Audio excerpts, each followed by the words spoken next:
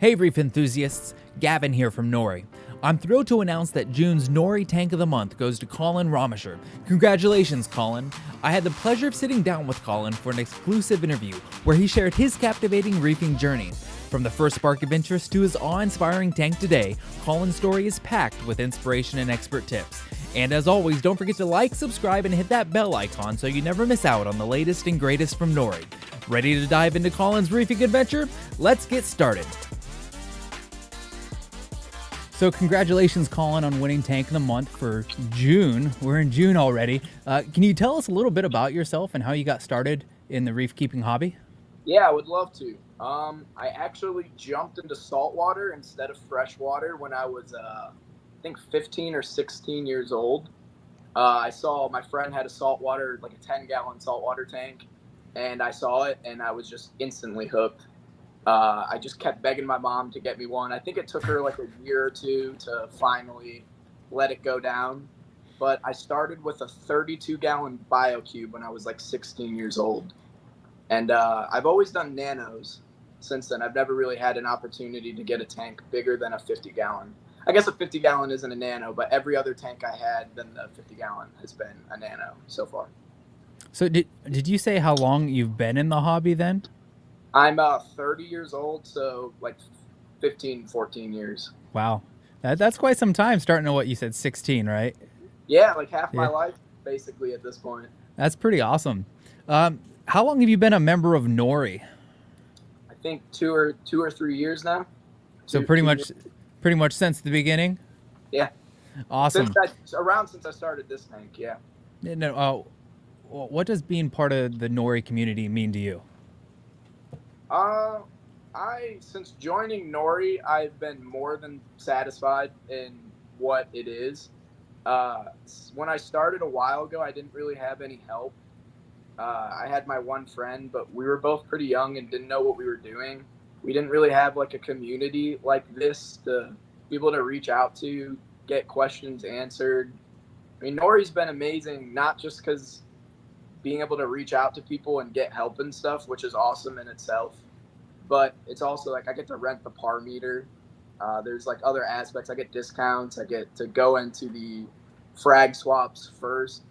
I mean, yeah, it's been my first year. I basically just joined for the par meter. Yeah, Nori's been amazing. I've been a huge fan of Nori. Everyone's been super helpful, super kind, and it has super great benefits to it too. So I'm probably gonna be here as long as it's here, as long as I have tanks. Great. What initially inspired you to create your winning tank setup that you have there behind you? I actually took a break for a while when going to college, and then when the pandemic hit, I got really bored, um, and just wanted to restart again. I feel like a decent chunk of people restarted during the pandemic. Oh, yeah, that's when I started. I started Yeah, May of 2020. yeah. It's honestly, I think I started January, so we were like a few months off there. Yeah, but you got the a few years way before me. When did you start? May of 2020, so I just hit four years. Oh, so that was when you started saltwater too. Yeah. Oh, cool. Yep. Nice. The wife wanted a starfish, so that led me down a rabbit hole. Uh, Provide us just a quick overview of your tanks, or all of your tanks actually. What sizes are they? What are you running on them? And what are some key features of your tanks? So I'll start with the Evo here. Fluval Evo 13.5-gallon aquarium. I modded most of everything in it. I took the light off. I took the return pump out. I have a AI Prime 16 HD. I think I replaced the stock return pump with a Jabao 1600 maybe. I can't remember the exact model. And I took all the filtration out of the back chambers, and I basically have nothing in the back chambers except Shado on a reverse light schedule and a heater. And I've always kind of been into the no mechanical filtration style. I don't know why. I just always kind of garnered towards that, and it's been super kind to me. I've done really well with tanks with no filtration. So you I don't run no filter socks, no filter floss, nothing? Nope. Sometimes when I do tank cleanings, I will throw some like a filter sock in there for like 24 hours. If I do Just, fragging, I'll run carbon for 24 hours, but nope, right. nothing. The other two tanks I have, they're both I think 5.5 gallons. I got a vase and a bowl off Amazon as like an experimental thing, and those don't even have like any bat chambers or any macroalgae on a reverse schedule. They're literally just salt water in a glass bowl with rock. And surprisingly, they've been easier to maintain than my Evo, which is Wow. blows my mind. I don't really get it. Took a lot of time though for them to find balance. It was really Oh, difficult to start them, but once they got going and found balance, they've been incredibly easy to maintain. that's what I found. I have a little 5-gallon Pico, and that thing, it took a minute to settle in. All sorts of algae, cyano, but now it's Yeah, just kind of once it's settled in, it's kind of doing well. yeah. So I have every tank that I started in the past like 4 or 5 years, I have like a build thread on. And the two nano tanks, if you see the build thread, they look absolutely terrible the first year, like covered in hair algae. You can barely see the corals in the photos, and I'll provide the links if anyone wants to look. But yeah, they look bad. And I'm gonna after say that you year, you you sent me those, right? You sent me those links. I think I sent you the one for the Evo only. But if Well, you want the, send me the other ones. I'll drop them in the description for this video. we'll do. So, we talked about your 3 tanks and how, you really don't have anything larger than 13.5. So with your small tanks, what type of coral and fish do you have in your tank, and do you have any favorites? I have to be pretty limited with fish in the small tanks. Um, I stick to like biota and nanofish. Right now, I don't have a lot. I have a masked goby in the Evo right here, and a really really tiny biota mandarin. I got it when it was like a centimeter large, and I think it's like 3 centimeters now. So super super small. Um, like I said, it's really difficult getting fish in such small tanks. You have to be like incredibly specific. There, you have to pass up 95 to 99% of the fish at stores. Now, you said you have that mandarin. What are you feeding it, being so small? I got it. It's a biota, so it eats like the mysis and stuff. I don't really see it eat a lot of the frozen food that I put in. I just feed mysis and fish eggs and bloodworms occasionally, and I haven't personally seen it pick at anything. But it's super fat. I think that's mainly because it's so small that if it eats a single amphipod, It's full. yeah, So, so you have your pods pretty well seated, or your tank's yeah. pretty well seated with pods. At first, I was dosing pods, but I do live phyto regularly, and I have so many pods in the tank.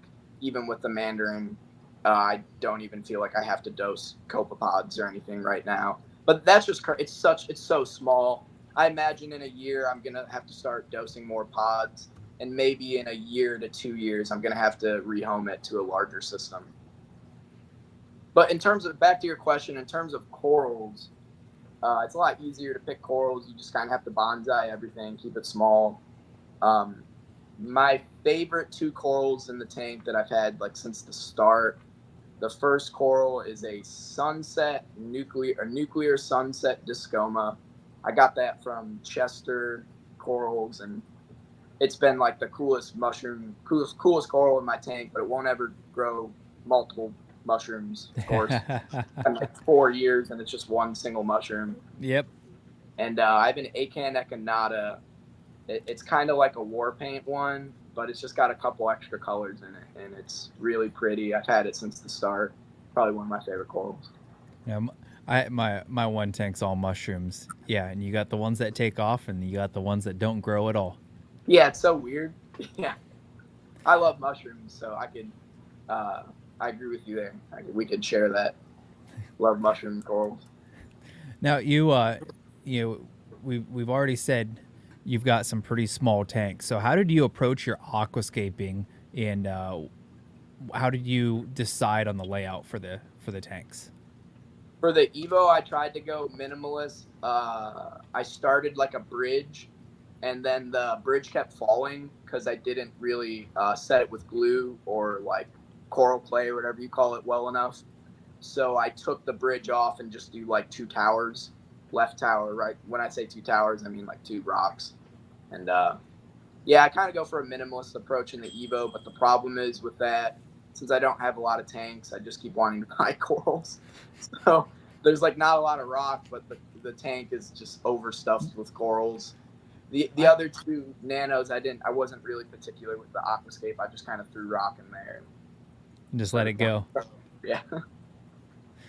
Yeah. What's your regular maintenance routine, and how do you keep your tank looking its best? I do an 80% water change every 2 weeks, probably like 2 or 3 times a month. That's like the most of the maintenance. Um, I dose live Phyto every day, every other day, and I dose calcium nitrate like every day because my tank just is a nitrate sponge. It's so easy for nitrates to bottom out, even with everything that I feed. I sometimes wonder if that's the live Phyto. But Yeah. I dose Benepets too, and other than the water changes and like tank cleaning, and I think like once a month I clean the lights, I clean the return pump, and I think that's pretty much it. Other than just moving stuff around and cleaning the rocks off and stuff. So you said is it an 80% water change on all your tanks? All Actually, yeah, the other two tanks are probably more like 90 to 95%. I just leave a slither of water on the bottom for the yeah. fish. That's what's nice about having the small tanks is you can do practically 100% water change, and not even need a milk jug. Oh, it's so easy. It's Yeah. awesome. With the rock and the Evo, it's probably like 7 gallons of water. So it's like you get two 5 gallon buckets, you could do a whole tank water change. And with the 5 gallon, the base and the bowl, it's like probably 2 or 3 gallons of water. So with a 5 gallon bucket, I could basically do a 90% water change on both of my On tanks. both of them. Yeah, really, really easy. Probably part of the reason why I like keeping nano tanks. Less Yeah. overall maintenance, less water changes. Now, can you share any specific challenges you faced with this tank or any of your tanks and how you overcame them? Let me think.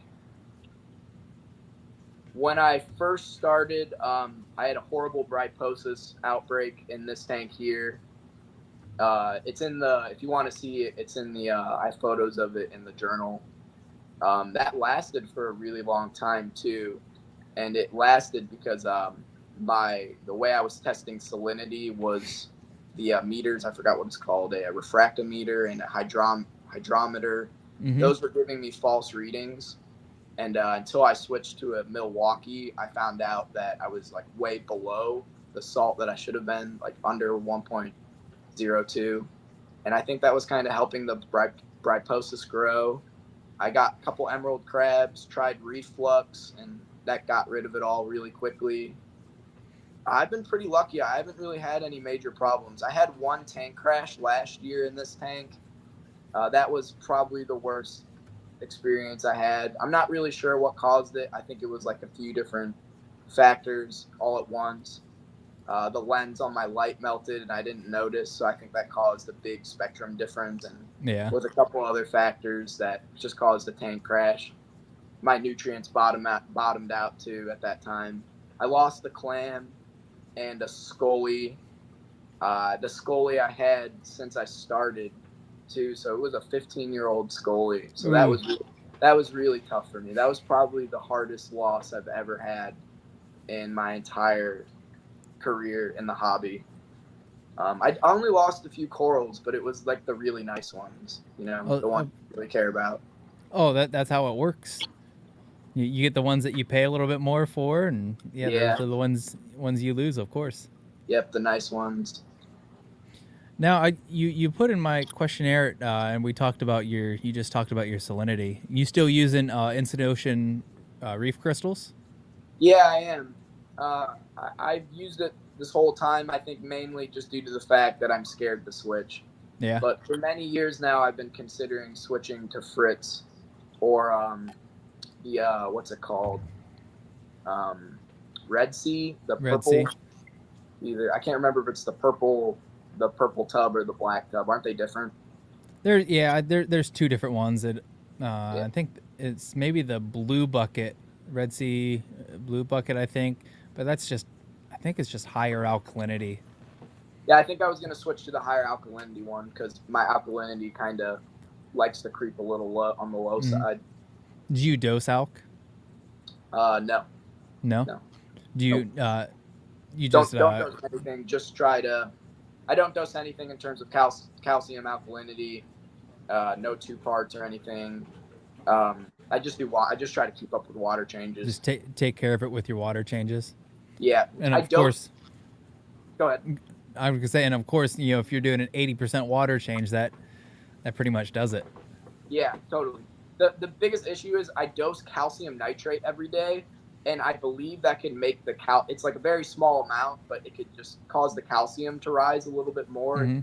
I think that causes the alkalinity to drop a little bit. So even doing the full water changes, it can sometimes cause an imbalance that I'll have to correct.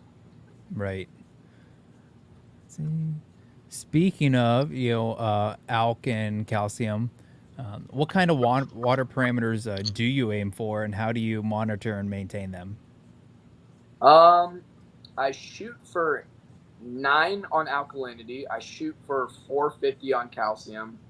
Um, I sometimes get to 7 or 8 on the alkalinity, and sometimes get to 500 on the calcium, which shows like the imbalance that I sometimes Mm. deal with.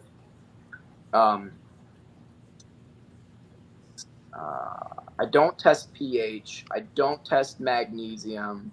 Salinity, I keep 1.026, and all the tanks run that, and I think 76 to 77 Fahrenheit.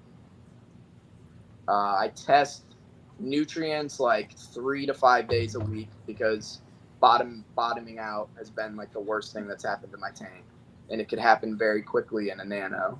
Right.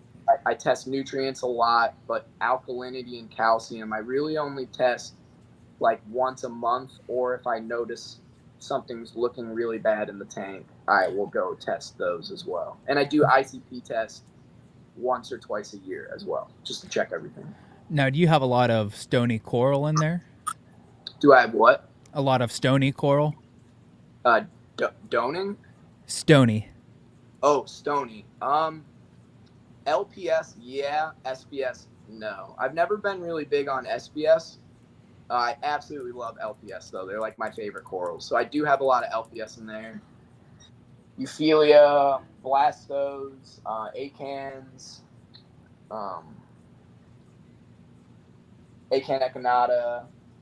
I'm just trying to see what I can find right now. Yeah, I love LPS. I think I only have one SPS in the tank, which is a God, I can't even remember, a PC Rainbow Yeah. Aquaform Brag. Yeah, like I have the what's it called, a red digitata, but that's not what is that technically? That's not a That'd be. It's not an acro. It's a Monipora. okay. Yeah, so I have a Yeah. couple monis. I have one single acro. That's right. I just got into acros, and so far they haven't died. So that's where I'm at right now. They're growing, and I'm slowly learning. But of course I'm the same way. I love the LPS, the hammers. My hammer garden is huge. Hammers and Gaunies.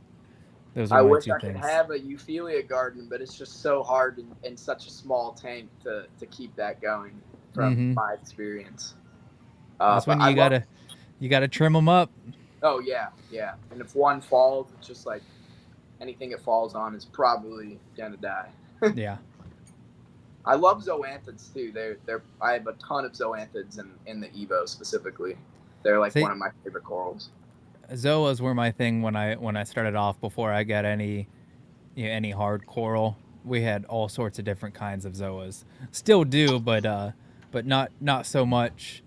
Uh, we've gone more Gaunies and different hard coral type of stuff. it's weird that like over the years you randomly go through these like coral phases. I think the first 10 years I never liked zoanthids. And then all of a sudden, when I restarted around pandemic time, I am just obsessed with them. They're like my Hmm. absolute favorite coral. And same thing with acros. Like I've never really liked them, but the past year or two, I've really been noticing that they can have some colors and textures that I've just never seen in any other corals. And I've been wanting to add that in more in See, my tanks. what par do you run on your prime there? Uh, what part? Par level. Oh, probably 250 to 300 at the absolute top of the tank. And most of the tank is like 2 to 250, like the middle upper area. And then the bottom, I run 50 to 100. That's Special a thanks to Nori for that letting me that's a get the market. decent spread for such a shallow tank. Yeah. Yeah. I think it's mainly that the stronger the light, I think it personally just looks better. It's not Hmm. even about do the corals like it. It just makes everything look better to me in terms of like the eye. So I've had clams too the past 2 or 3 years, and I think that's kind of pushed me to, even though I don't have a lot of SBS, to just have higher par on the tank just to make yeah. sure the clam is happy. So what advice would you give to other reef enthusiasts looking to create a tank like yours? The number one word in this hobby is patience, patience, patience, patience. I mean, I can't stress that word enough. Just go really, really slow. Yeah, yeah, go really, really slow. Um, be careful taking advice from people, especially if they have sales involved.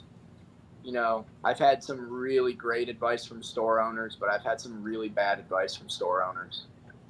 Um, I think those are the two biggest things, really. Just go really slow, look into everything you get, like on the internet. Yeah, that's See, really big, I think. I think that every video I've done, every live stream I've done, this has come up. You said go slow, and I'll say it again because I say it in every video I do. Nothing good happens fast, so take your time. Yeah, right. Take your time. Let the tank do its thing, and patience for sure. Patience. Um, Yep. are there any specific products or brands you swear by for reef keeping? Um, Benefits has been amazing for me so far. I'll shout them out. Now, Uh, are you using their food? yeah, yeah. The The pel- powdered food. Okay. Um, Sorry, I'm not too like I don't know the company super well, so I don't know all their products. But Oh, I that's have fine. a powdered food that I'm using to feed the non-photosynthetic gourds and the clam and stuff, and it doesn't raise phosphates too much, so that's been like a huge plus for me because I kind of struggle keeping phosphates down and nitrates up, so it's hard to find foods that aren't going to shoot my phosphates up. So benefits the past year has been amazing. Live phyto, huge. I get my live phyto from Reef Culture. It's been such a huge help for my tank. Uh, Honestly, if I could go back a question, I would tell beginners to use live phyto. It's been a super beneficial addition to my tanks. It's been like incredibly beneficial. So yeah, live phyto is great. I'm trying to think of like a specific company. Evo's awesome, but you know, there's some problems with the tank. Um, Well, and if you're not dosing two part or anything, and really all you're doing is water changes, there's not a lot that you use. You gotta keeping it really simple. yeah, yeah, yes. That's part of what I like. I don't know if you ever heard of the Wallstead method of freshwater. No. It's a it's like a non-filter or a biological live filter method of doing fresh water where you don't really rely on mechanical filtration. So I kind of applied that to salt water as well, and I've always been just a really big fan of that style. It's just a little simpler for me. How do you stay updated with the latest trends and techniques in the reef keeping community? I'm really big in following the like forums. I was really big into Reef Central. Now I'm big into Reef to Reef. Nori, the group. like asking the Facebook groups, like the reef groups. There's just a great community of people there. There's a great community of people on those forums. Um, I'm really big into forums. I always have been. I really like reaching out to a big group of people who are doing the same thing as you when you have a question. I found that those debates that we have and hearing other people's experience and what works for them and what hasn't has just been a miracle for me, you know. Because when I first started, that was a lot harder to come by. And these forums, they're getting bigger and better. More people are joining. There's more communities. Yeah, so I've been big on getting help from other people. I don't have a magazine or anything that I really have, but I'm excited to get that magazine for this. Yeah, I was gonna say with this you'll get a year subscription to Coral Magazine. Yeah, I'll finally have something. There's a lot of good articles they put in there. That's for sure. Cool. Yeah, I'm excited. But segueing, it's a good segue. You were talking about the forums and everything, and into Nori. How has the Nori community helped you in your reef keeping journey? A ton. It's nice to be able to go ask questions to everybody. The meetings are super helpful. I haven't been to a ton, but the times that I have gone, they've been awesome. We trade corals, you get free corals, you get to basically get any question answered. The par meter has been an absolutely influential part to my tank, and I can't afford a par meter, so it's nice to be able to get that from Nori. Yeah, if you're watching this, Nori as a club of member, you get perks, and gold members have the opportunity to borrow the club par meter, which we have 2 of now, so more people can get them out. But you get it for about a week, and you can get it as many times as you like. And I know there's stores, there's online stores that let you rent a par meter, which is great. Those stores are great for doing that. But you're still shilling out about a $600 deposit. With Nori, because we're so small and we know each other well enough, you just pay your membership, and you have access to the par meter. Now, if you don't bring it back, we'll hunt you down. But you do have that as well as some discounts at some local stores that are our sponsors. But you were talking about Fragenstein is set up by Nori, right? Yes. Yeah, so Fragenstein, that's also we only have 2 frag swaps. I'm kind of new to frag swaps myself. I went to my first one was Lear 2 or 3 years ago, and they are so cool. They're my favorite things to go to, even though I can't really get much when I go to them. And that's so cool that Nori has one. It's super cool. The theme is awesome. Halloween and corals and black lights. I mean, it's awesome.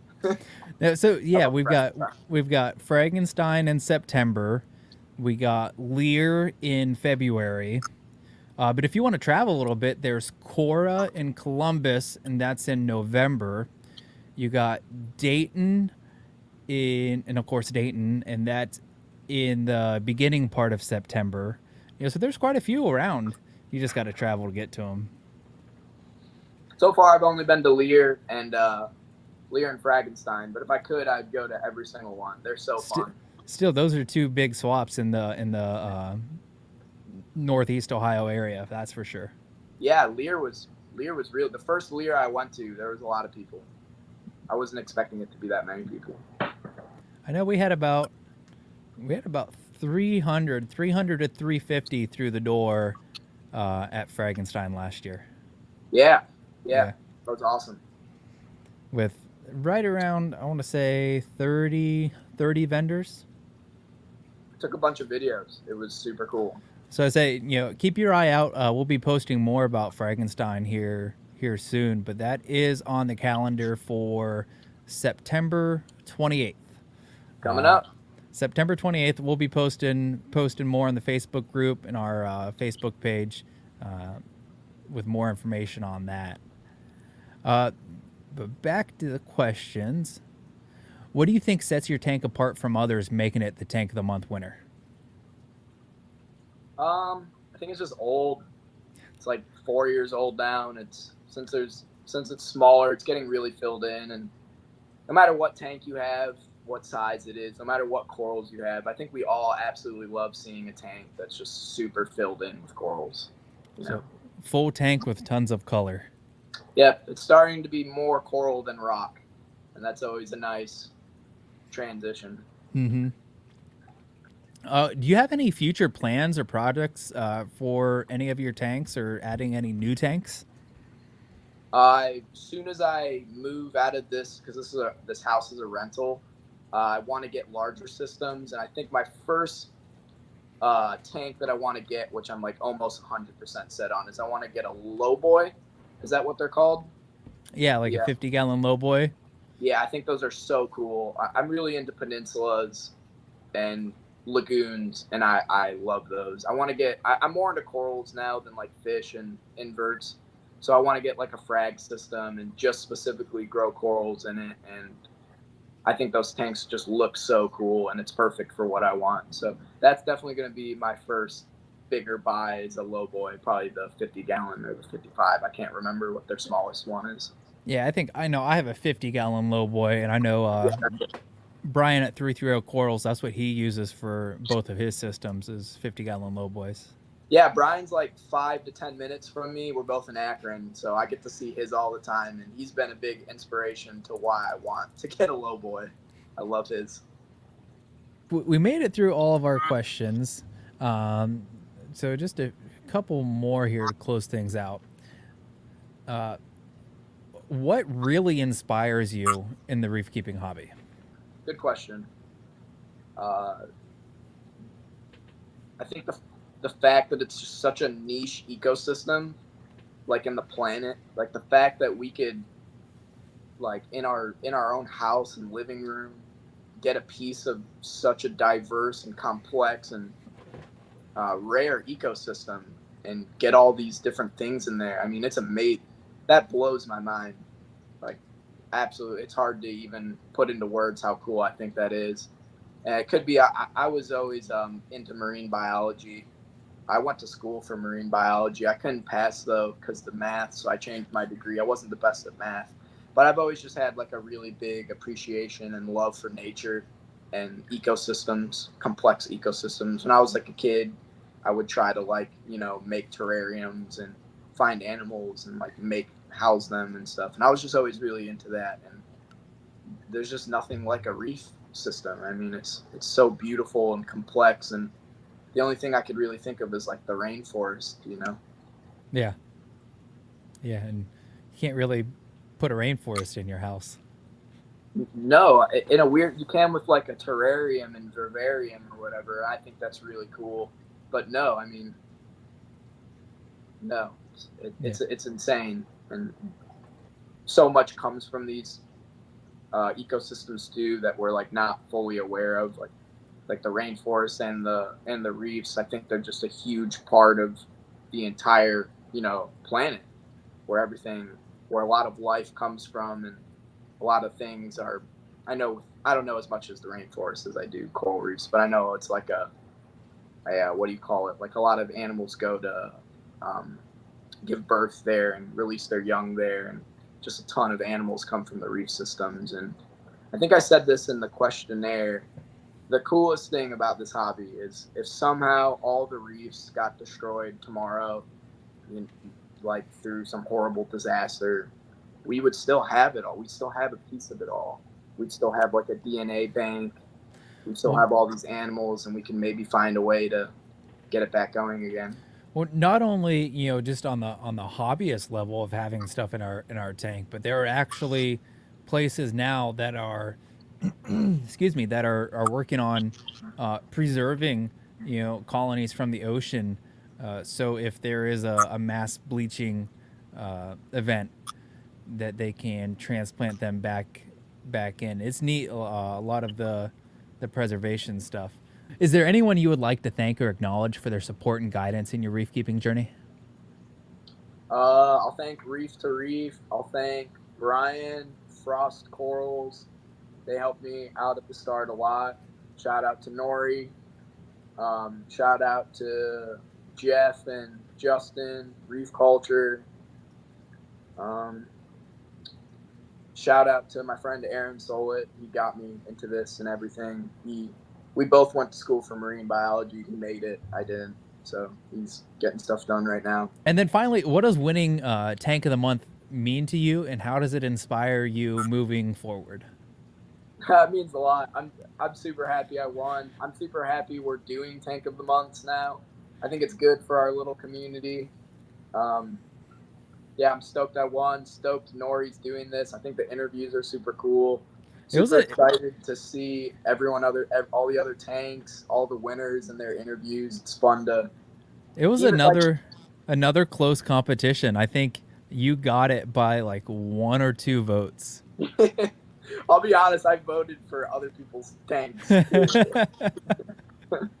mean, but that's good though. Like there were so many, great pictures posted. So it's great that we've been able to do this for 6 months now. Yeah. I agree. I'm super stoked we're doing it. I think competition, like a little healthy competition, can be good.